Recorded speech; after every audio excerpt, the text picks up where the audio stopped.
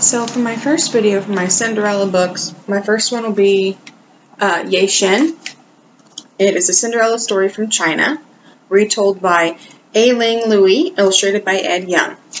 So with Ye Shen, it actually says it dates back to the 9th century. The original story dates back to the 9th century during the Tang Dynasty, which is between 618 and 907 AD. So for Cinderella, Ye Shen is Cinderella. That is who represents Cinderella in this story. Her father is Chief Wu, and he had two wives. Both of them had a daughter, but Ye Shen's mother died and when she was a baby, and Chief Wu died shortly after that. So she was raised by her stepmother, who was very jealous of her beauty because her own daughter was not pretty. So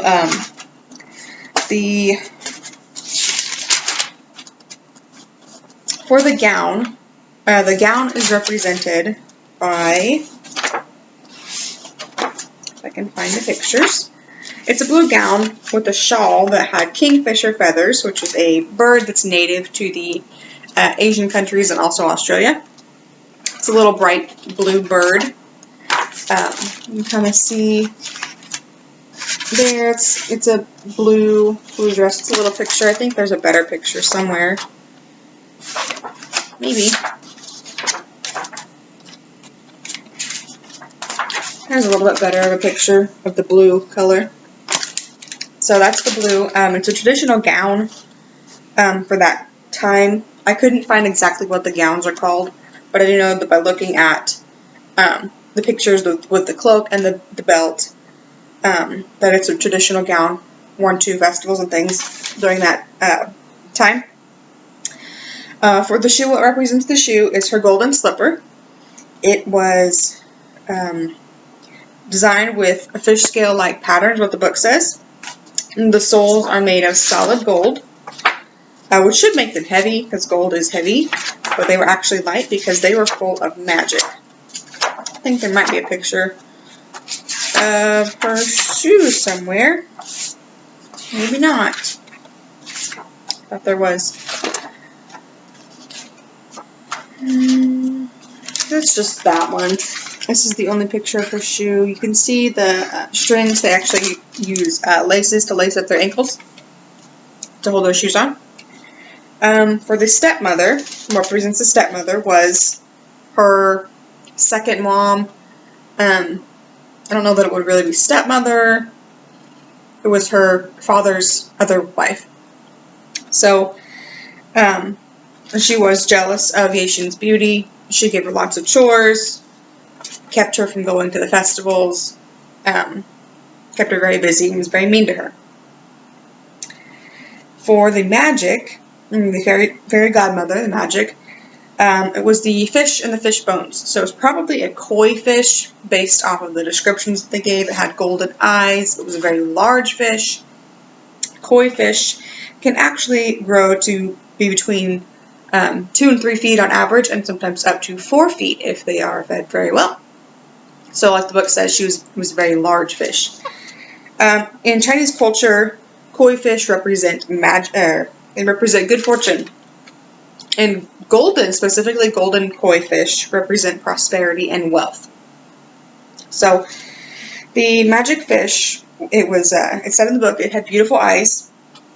Ye Shen had fed and visited the fish every day until the stepmother found out. The stepmother tricked the fish by wearing Ye Shen's coat, her jacket, and killed it. But after the fish was killed, Ye Shen was told that the bones contained a spirit and that they would take care of her, and that if she was ever in need of something, she could go and ask the bones for it, and they would give it to her. So the ball, in this book, it's represented by the festival, and it's a festival where many of the young women and men would meet and choose each other to get married. It doesn't say the name of the festival, just calls it a festival.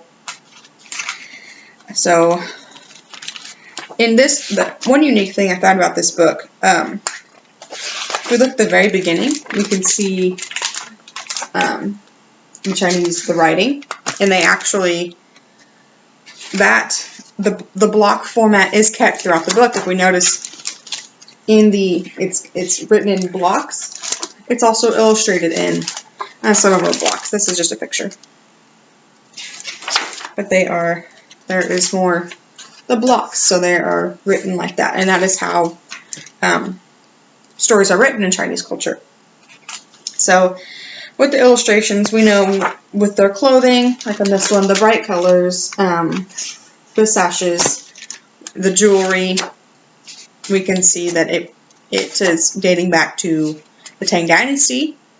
We also can tell that that is clothing from back then, from Chinese clothing from back then. So with the texture of the fish, this is a good picture. It shows, maybe you can see, kind of, it shows a little bit of the scale of the fish right here. It also shows the fish's flaps. I can't think of what those are. Flippers, I guess, would be. There's another picture of the fish scales right there. So we show the texture of the fish and the scales. There's also the fish's bones. You can see the fish bones right there. It shows texture with those. So the spirit of the fish, after she finds out that the fish has been killed, you see the fish is yellow. And so it's showing the spirit is a gold. Also, it shows green too. But it's a golden spirit. It's a wealth. It's full of joy and happiness. Also, in this, it shows us positive and negative space. If we notice, we can look at this picture and see that this is the positive. It's just the images down here, just the pictures down here in the illustration. Up here is blank space. So we have positive and negative space there. Especially on this page, we can really tell all this white is negative, and just where the images are, that is the positive space. So this one, the prince, I think I might have missed the prince. The prince was represented as the king of the island kingdom of Tohan. So he was Ye Shen. After she goes to the festival, she is so I guess I'll explain the story a little bit. So Ye Shen's mother died when she was a baby. She was raised by her stepmother, who did not like her and was very cruel to her. She made friends with this fish, raised it from when it was a baby. It ends up being killed by her stepmother, but Ye Shen finds out that the bones are full of the spirit. Will take care of her. So it is time. The festival time rolls around. She really wants to go to this festival, but she can't show herself in what she calls in the rags. So she asks if there is some clothes that she can borrow. And the bones take care of her. They give her a beautiful dress and beautiful shoes, but they told her to be careful. It says, do not lose your golden shoes. So, because if she lost them, something is going to happen. So everybody was shocked when she came into the festival. They were shocked at her beauty and did not know who she was. So people end up talking about her and looking at her, and the stepsister, Ye Shen's stepsister, looks at her and asks her mother and says, does she not look like Ye Shen? Could that be Ye Shen? Well, Ye Shen heard this and ran home really fast and ends up losing her slipper along the way. The slipper is then found by a villager. So just a villager. He finds it. He sells it to a merchant, and then the merchant presents it to the king, which is represented the prince in this story, the king of the island of Tohan. He is intrigued by the slipper and knows there's something special about it because it is so beautiful. It's so tiny. If it was if there was something that if it wasn't special, it would weigh. It would be very heavy because it's solid gold, or the soul is solid gold. So he tells his men to, they look among the kingdom to try to find the lady who the shoe belongs to, and they are unsuccessful. But they decide to put it on the side of the road in a pavilion. And so people can come over and look and try on the shoe and see if it fits them. And then they would watch from afar. So this goes on all day. And at night, when it's super dark outside, in the middle of the night, Ye-Shin comes out and she looks and she examines the little shoe, and she has to make sure that it's hers before she takes it. So when she takes it, the king tells his men, instead of grabbing her and putting her in prison for stealing the shoe, why don't we just follow her and see where she goes? Because he was enchanted by her beauty. They follow her home and knock on her door, and when she puts the golden slipper on her feet, her clothes are then transformed into that blue, beautiful dress and cloak that she had on at the beginning of the story. There's the good picture of her beautiful blue cloak. You can also see she's very beautiful in this picture. So the king fell in love with her, and they got married not too long after. But it also says fate was not very gentle with the stepmother and stepsister. Since they had been unkind to his beloved, the king would not permit Ye-Shin to bring them to his palace, so they had to stay in their cave. They remained in their cave, or one day it is said that they were crushed to death in a shower of flying stones. How unfortunate for them. So that is Ye-Shin. My next story is, which one? Cindy Ellen. So I really enjoyed this story. I thought it was super cute. It's called Cindy Ellen, A Wild Western Cinderella by Susan Lowell, illustrated by Jane Manning. So, Cindy Ellen, the culture is Wild West, as it tells us in the title, Wild Western. Takes place between 1865 and 1895. That is the time period when the Wild West was around. So, Cinderella is represented by a sweet little girl named Cindy Ellen. The story tells us she is sweet, gentle, and she's a very good cowgirl. So she can rope and ride. She's, let's see. Yeah, it says she rode on a little gray horse. She wrangled and roped and galloped and loped with the best buckaroos on the range. So she was a great cowgirl. So in the story, her gown is represented by two different outfits. So the first outfit we have is this one. You could see her white Stetson hat. You could see her buckskin chaps, her colorful boots, and her fancy spurs with diamonds. And the spurs with diamonds are representative of the shoe. So whereas in the traditional Cinderella, we have a slipper or a golden heel or a whatever it could be. Hers is represented in the form of a spur. So and that's the shoe. The second outfit, or the second gown that we have is an actual gown. If I can find the page that I want to be on. So it's an actual gown. It is puffy and bright and colorful. You can see she has her boots on and her spurs on. Again, it's held up by many petticoats, petticoats were things they put under their dresses to make their dresses go poofy. So that was a very, very popular thing back then. It showed wealth. It showed beauty. To have petticoats, the poofier the dress, the better you were. So I already spoke about the shoe, the spur representative of the shoe. Spurs are used on the back of cowboy boots, and they are used to help direct the horse with commands. So even if the horse is, you could just tap them with the spur. They're little round things. I'll see if I can find a picture. They're little round things with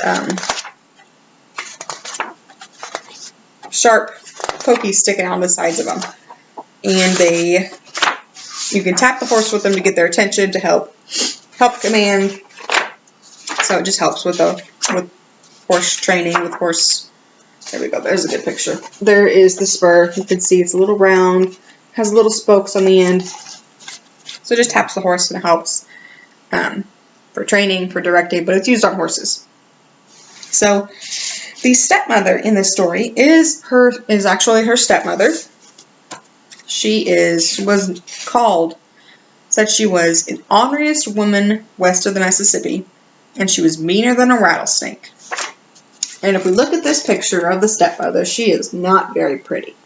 So she's very bossy, and it also says that Cindy didn't dare complain to her daddy about her because his new wife wore the pants in the family. So she was bossy. She was the boss, and you didn't want to mess with her.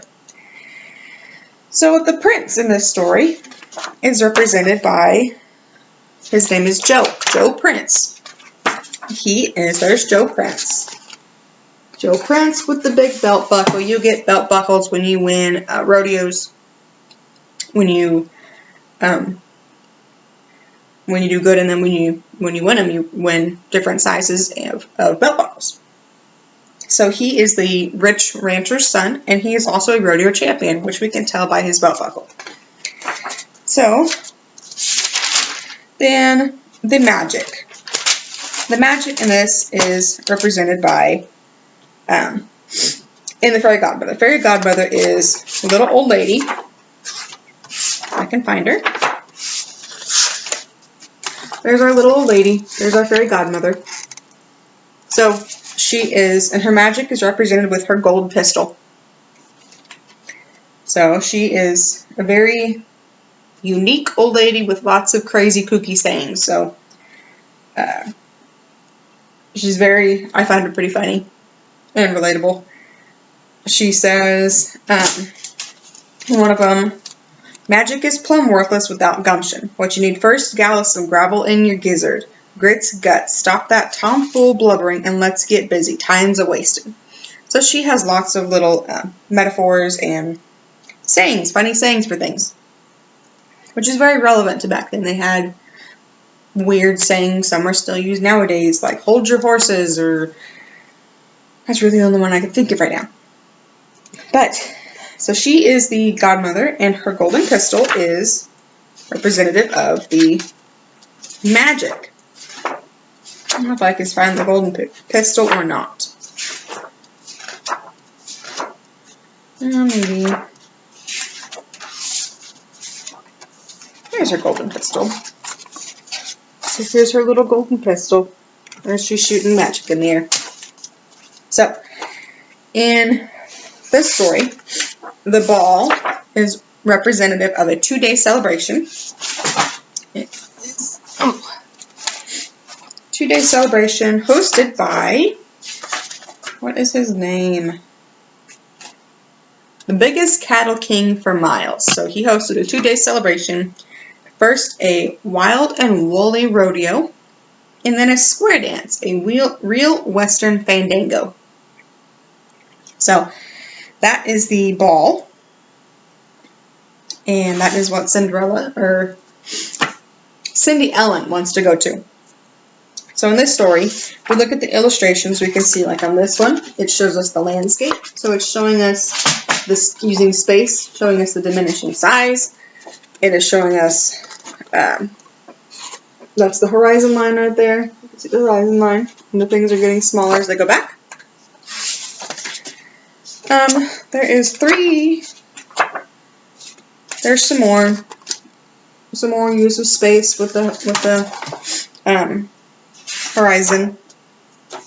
There's some good use of shape. We've got some rectangular boards, so that's really good. And what else was, we've got in this specific book, there is a very good use of color. So, and that is very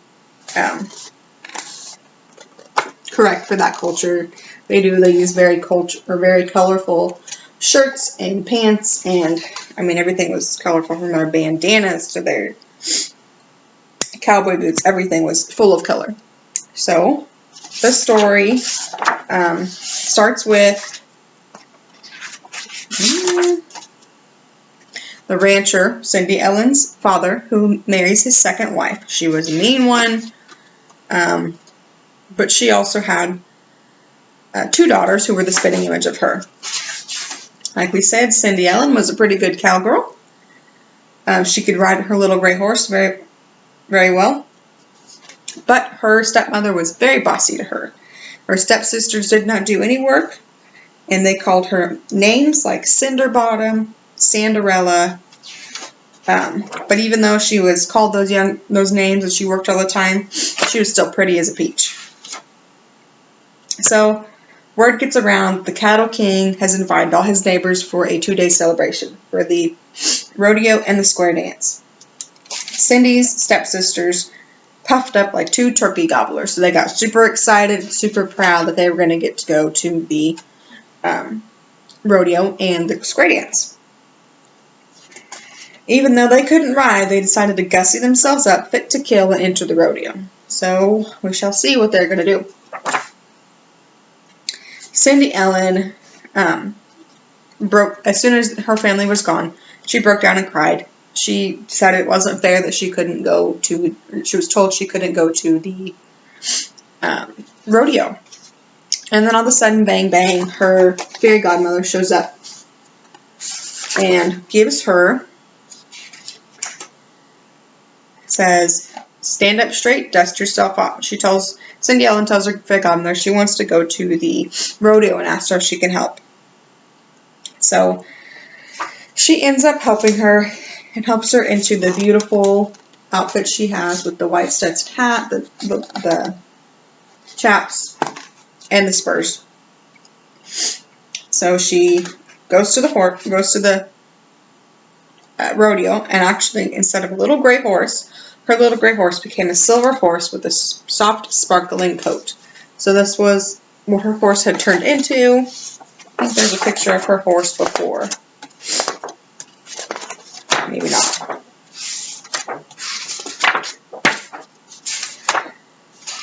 Well, there's somewhere where her horse is. Maybe.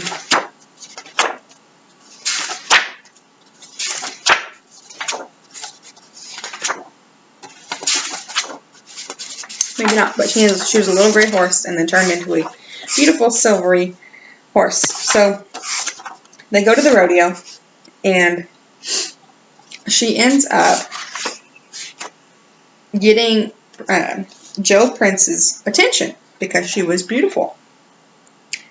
So then the stepsisters decide they're entering the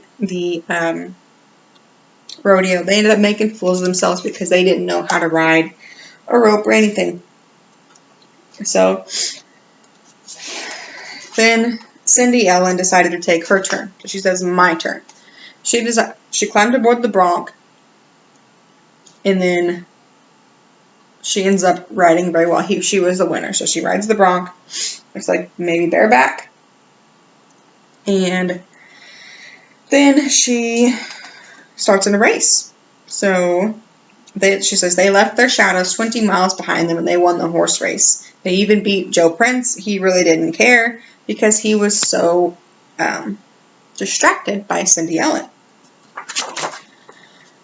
So she gets distracted. The race is over and she gets distracted. She realizes she has to get home. She gets there and she finds that her clothes have now turned into the dusty clothes that she had on before. They weren't the beautiful chaps and the Stetson hat anymore. So the next night, the 2 stepsisters get all dressed up to go out to the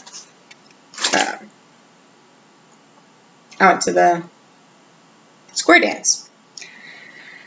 Then all of a sudden she says, "Oh, I wish I could go," but out pops her fairy godmother. She ends up turning a squash into a stagecoach, 6 cactus mice into horses, and a rat into a stagecoach driver, and a tough horned toad into a stagecoach guard. So that is when the fairy godmother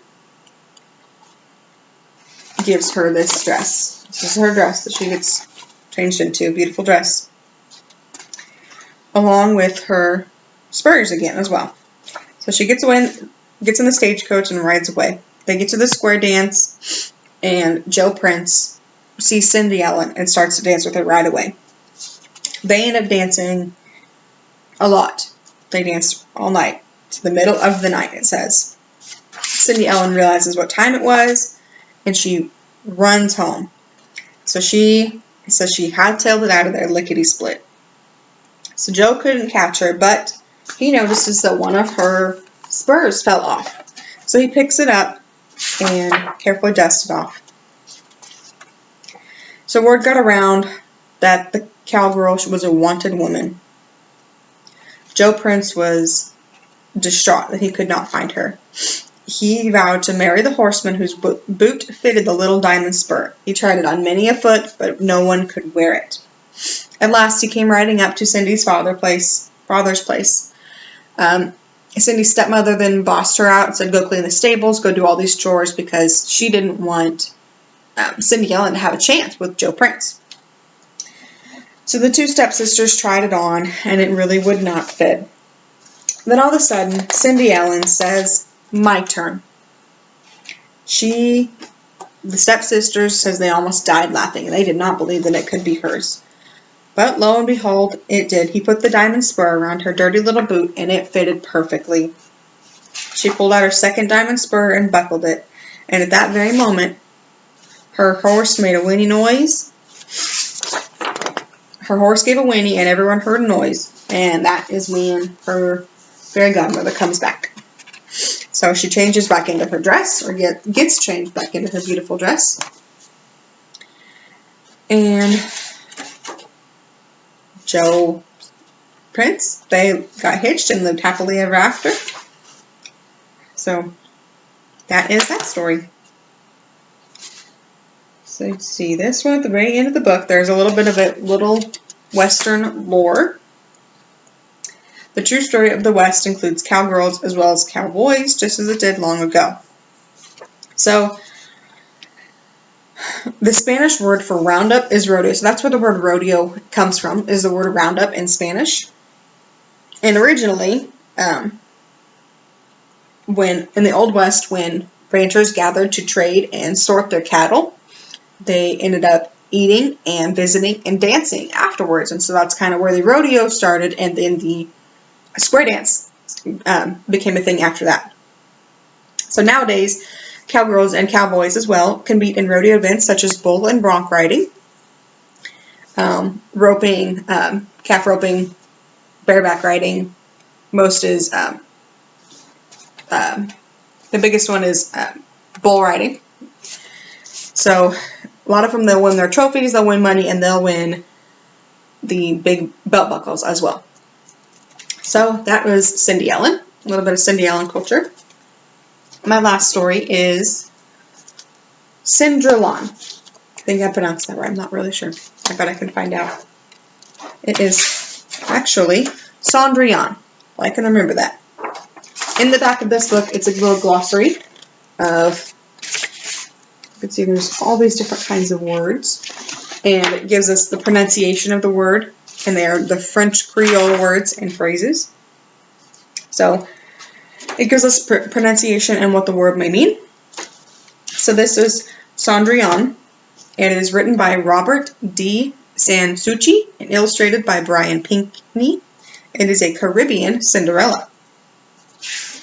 So in this story, Cinderella is represented by Cendrillon. It's a little girl who was born, and her mother ends up passing away, and her father married again to Madame Prosperin. She was a cold woman, puffed up, and arrogant, because her grandfather had come from France, so she thought she was all high and mighty because her grandfather had come from France. Then the gown, Cendrillon, she was very happy little girl, full of smiles, very joyous little girl. Then up until one day, she comes down to the river because they were, I guess this is Cendrillon and Nani were can't pronounce these words. Blanchizou, so a washerwoman. They were washerwomen. They washed other people's sheets and shirts at the riverside, so they did their laundry. That was not only Nanine, which is the person telling the story. It is also Cendrillon. She was a washerwoman as well. So, in the story, the gown is represented, if I can find a picture of the gown. It says it's blue velvet with a blue turban. There's the gown. So blue velvet, blue turban. They often wrapped their hair up to keep it nice and neat. And also she had on a bunch of gold jewelry. It's very common in this culture to show off gold jewelry. The shoes were represented by pink slippers with roses, and a lot of the times they are actually barefoot in the stories. One thing I noticed, they don't have a whole lot of shoes as washerwomen. We look while they're washing, they're barefoot there, and she's barefoot. But the wealthier you are, the more shoes you have. You wore shoes to show your wealth. So she has pink slippers with the roses on them. The stepmother is represented as a stepmother. Her name is Madame Prosperin. She was cold and arrogant, like I said, because her grandfather actually came from France. The prince he's represented as Paul. He is the birthday boy in this story, which I'll get to in just a little bit. But there's a picture of Paul somewhere.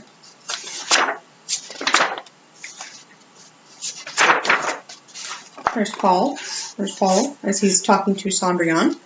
And there's also Paul. He's very surprised to see such a beautiful woman walk into his birthday party. He is Monsieur Thibault's son, so he is rich. This is this big birthday party, and he is the son of a rich man. So the magic in this story is represented by it is a wand of mahogany. You can see this is a wand of mahogany that she was given when her mother passed away. She said 3 taps will change one thing into another, and the magic must be used to help someone that you love. So that was the magic. The fairy godmother in the story was represented by Nanine. So she called her Nanine, but that is French Creole for nanny. So she is was a kind of a caretaker for Cendrillon.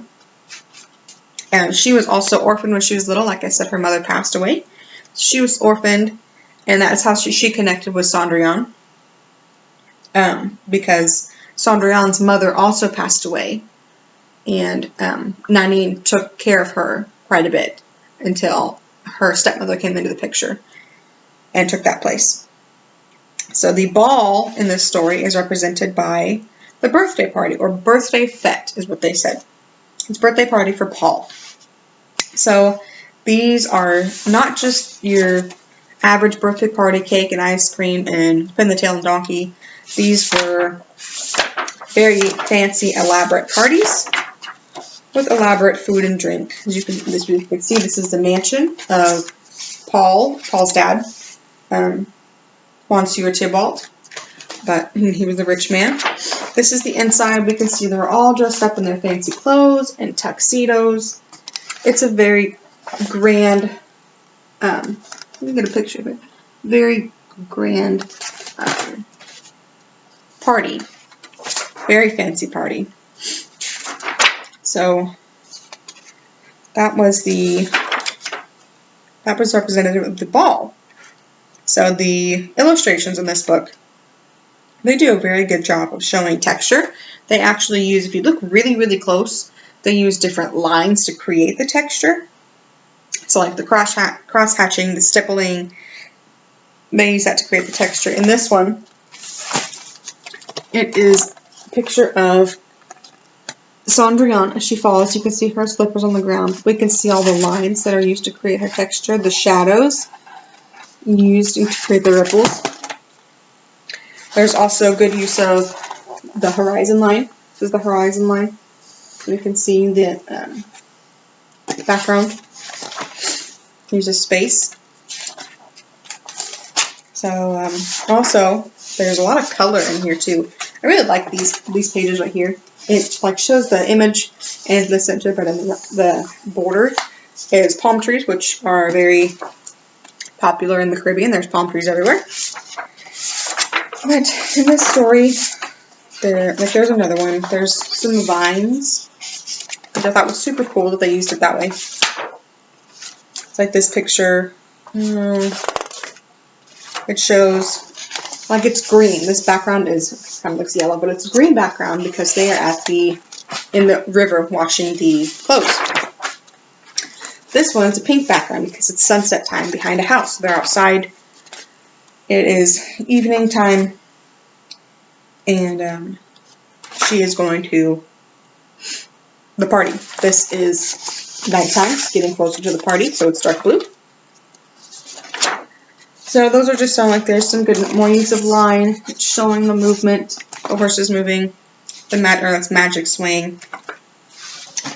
So that was for the illustrations. As far as the story goes, this story is about, like I said, Cendrillon. So it takes place in the Caribbean, in a place called, in the author's notes, it was called Martinique, I believe. Yeah, the island of Martinique. So it's one of the farther southern islands in the Caribbean.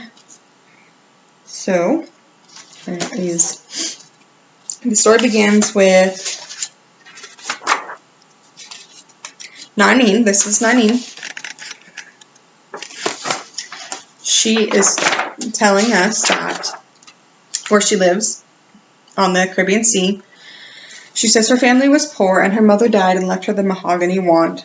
Tells her that 3 taps will turn one thing into another and the magic must be used to help someone that you love. She was super confused because she wasn't sure how she'd ever find somebody.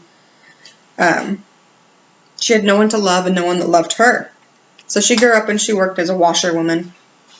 She also worked as a nurse to take care of this lady. She was sick and she was helped to take care of her. The lady had a baby, and her baby girl was Cendrillon. Well, Cendrillon's mother ends up passing away, and that is how Cendrillon's father got married to her stepmom. So, her stepmom, she grows up with another sister. Doesn't say the stepsister's name, but it does say that they had a christening party with the rich friends. Was a very big feast. So this is little Cendrillon right here, and this is Nanine, and she sees her and she goes, "What's wrong with your hands? Why are they all red?" And she goes, "Well, my father's wife works me like a serving girl." And she says, and your father allows this." And she goes, "Well, he's afraid of my stepmother, but I'm strong. The work hurts my hands, but I'm not my heart." And so she's always happy. She's always strong. She's always smiling. It says her smile was sunshine even when the clouds hid the sun. So they talked and they sang and they seemed so happy. And then one day Cendrillon comes to the river to do her laundry and she's very sad-faced. And so Nanine asks her, "What's wrong? What's wrong?" And she says, "There's a ball tonight, but I can't go." So says, "My stepmom and my sister will go, but Mama says I am lazy." So she says she can't go because she didn't have her chores done. And Nanine says, "Does this ball mean that much to you? If it does, I will help you." She goes, "Yes, it's a birthday party for Paul, Monsieur Thibault's son. He's so handsome and well-spoken, like a prince, but yet he is kind." She goes, Nanine tells her, "Do not cry, don't worry. Tonight you will go to the ball." And she says, "I promise." She says she was fearful of risking so much when she had no plan, but she would figure it out. She says, "How am I to keep my promise?" She tells her, she prays to her good God, and he answered. He reminds her that she has that mahogany wand that her mother gave her, with the 3 taps would help someone that she loved. So she runs home, she grabs it, and she hurries back to Cendrillon's house. Cendrillon's house, Cendrillon's stepmother, they called her Madame, and her sister were getting ready for the dance, and they're being bossy to Cendrillon. So Nanine helps to get stepmother and stepsister off, and then they decide she takes care of her. So she goes, you will go to the ball. Cendrillon says, I have no carriage, I have no gown. Well, Nanine picks up her mahogany wand and she goes tap, tap, tap, and she taps a fruit, and she watches as the fruit turns into a coach. She finds, she goes toot, toot, toot, and taps 6 agoutis, which are, I believe they're guinea pig-like animals. Yes, they're rodents, something like a guinea pig. So she taps them 3 times, and they turn into the horses. She taps 5 field lizards, and they turn into the tall footmen. And she taps a plump manicou. A manicou is a possum. So she taps him, and he turns into the coachman. And then Cendrillon, she says, what about me? I don't have a dress. So Nanine taps her, tap, tap, tap, and that is when she gets changed into the beautiful blue velvet dress. So she gets trained. She has the dress, she has the jewelry, she has the blue turban, she has earrings, and she says the necklace of gold, the gold necklace was bigger than peas, so it was really big golden beads. Finally, Nanine taps herself and says, I will escort you. So she taps herself to give her a beautiful red dress. So they head into town and to the Monsieur Thibault's mansion. So she says, she reminds Cendrillon, the magic only lasts for a short time, so we must leave before midnight. So Cendrillon walks in and all eyes turned. Everybody says, wow, who is that beautiful little girl? Who is that? How beautiful her clothes are. Did she come from France? Even Cendrillon's stepmother and sister didn't recognize her. Then Paul sees her and says, his eyes blazing with love fire, he asks her to dance. He did not want to dance with anybody else. They danced all night. So then Cendrillon was so happy, and Nanine was happy seeing her happy, that they forgot to watch the time. Suddenly, the clock starts to strike midnight. Nanine grabs Cendrillon and says, I'm so sorry, but we have to go. It's almost midnight.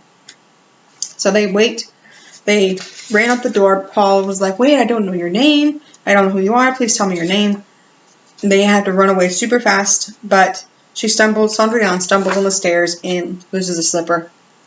So as they're running home, the clock strikes 12, and the carriage goes back to the fruit. The mice, the coachmen get turned back into the lizards and the mice, and they all run off. The only thing that's left is the one pink slipper. So she goes, I will keep this slipper and hold on to it to remind me of a wonderful night and happiness that I will never know again.